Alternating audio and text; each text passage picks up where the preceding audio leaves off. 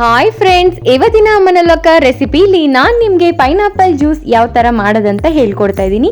Friends, ಇದೊಂದು weight loss ಯಾರೆಲ್ಲ ಮಾಡ್ಬೇಕು ಅಂದ್ಕೊಂಡಿದ್ದೀರಾ ಈ ಒಂದು ಡ್ರಿಂಕ್ ತುಂಬಾ ಹೆಲ್ಪ್ಫುಲ್ ಆಗುತ್ತೆ.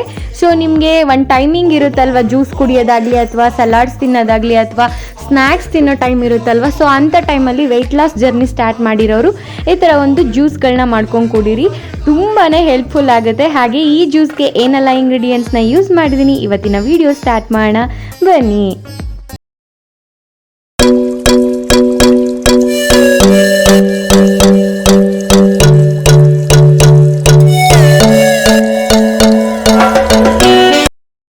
ಮೊದಲಿಗೆ ನಾನಿಲ್ಲಿ ಒಂದು ಮಿಕ್ಸಿ ಜಾರ್ನ ತೊಗೊಂಡಿದ್ದೀನಿ. ಅದಕ್ಕೆ ಸಣ್ಣದಾಗಿ ಹೆಚ್ಚಿರುವಂಥ ಪೈನಾಪಲ್ನ ಹಾಕ್ತಾ ಇದ್ದೀನಿ.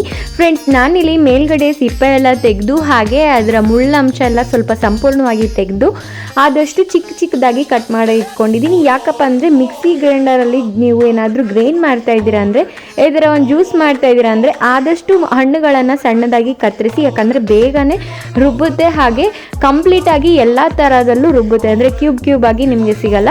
ಸೊ ಅದಾದಮೇಲೆ ನಾನಿಲ್ಲಿ ಸಕ್ಕರೆನ ಆ್ಯಡ್ ಮಾಡ್ತಾ ಇದ್ದೀನಿ. 1 ಕಪ್ ಆಗುವಷ್ಟು ಪೈನಾಪಲ್ಗೆ ಒಂದು 3ರಿಂದ 4 ಟೇಬಲ್ ಸ್ಪೂನಷ್ಟು ಸಕ್ಕರೆಯನ್ನು ಹಾಕ್ತಾ ಇದ್ದೀನಿ. ವೆಯ್ಟ್ ಲಾಸ್ನ ಮಾಡ್ತಾ ಇರೋರು ಸಕ್ಕರೆಯನ್ನು ಸ್ಕಿಪ್ ಮಾಡಿ. ಅದಾದಮೇಲೆ ಬ್ಲ್ಯಾಕ್ ಸಾಲ್ಟ್, ಹಾಗೆ ಅದಕ್ಕೆ ಸ್ವಲ್ಪ ಉಪ್ಪು, ಇದಿಷ್ಟನ್ನು ಹಾಕಿದ ಮೇಲೆ ಅದಕ್ಕೆ ಸ್ವಲ್ಪ ಮೆಣಸಿನ ಪುಡಿಯನ್ನು ಹಾಕ್ತಾ ಇದ್ದೀನಿ.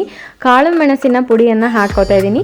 ಇದರಿಂದ ರುಚಿ ಸ್ವಲ್ಪ ಚೆನ್ನಾಗಿ ಅನಿಸುತ್ತೆ, ಹಾಗೆ ಇದನ್ನು ತಿನ್ನಬೇಕಾದ್ರೆ ಅಥವಾ ಕುಡಿಬೇಕಾದ್ರೆ ನಿಮ್ಮ ಬಾಯಲ್ಲೆಲ್ಲ ಹರಡ್ಕೊಳ್ಳುತ್ತೆ ಈ ಒಂದು ಫ್ಲೇವರು. ಸೊ ಇದನ್ನೆಲ್ಲ ಹಾಕಿದ ಮೇಲೆ ನಾನಿಲ್ಲಿ ಮಿಕ್ಸಿಲಿ ಗ್ರೈಂಡ್ ಮಾಡ್ತಾ ಇದ್ದೀನಿ. ಅದಾದಮೇಲೆ ಫ್ರೆಂಡ್ಸ್ ಸ್ವಲ್ಪ ನೀರನ್ನು ಆ್ಯಡ್ ಮಾಡ್ತಾ ಇದ್ದೀನಿ, ಯಾಕಂದರೆ ತಿಕ್ಕಾಗಿ ಬೇಡ, ಸ್ವಲ್ಪ ನನಗೆ ನೀರಾಗೇ ಇರಬೇಕು, ಅಂದರೆ ಈ ಜ್ಯೂಸ್ ಫಾರ್ಮಲ್ಲೇ ಇರಬೇಕು.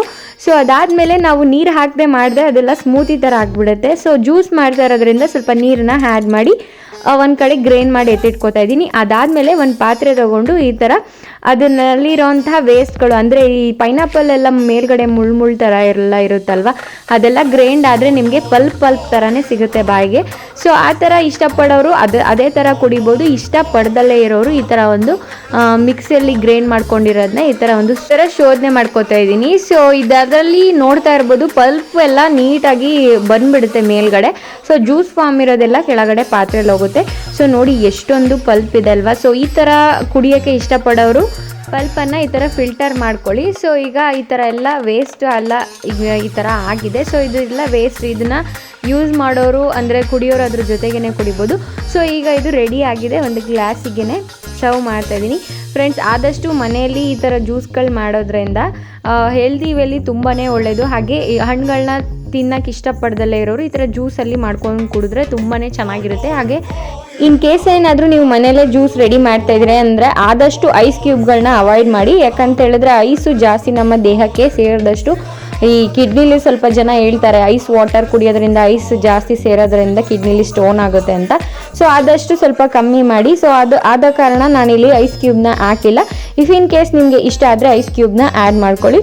ಸೊ ನಾನಿಲ್ಲಿ ಗಾರ್ನಿಷ್ಗೆ ಪೈನಾಪಲ್ದು ಒಂದು ಸ್ವಲ್ಪ ಕಟ್ ಮಾಡಿ ಸ್ಲೈಸ್ನ ಹಿಂಗಿಡ್ತಾ ಇದ್ದೀನಿ. ಫ್ರೆಂಡ್ಸ್, ಎಷ್ಟು ಸುಲಭವಾಗಿ ಈ ಥರ ಒಂದು ಜ್ಯೂಸ್ ರೆಡಿ ಆಯ್ತಲ್ವ.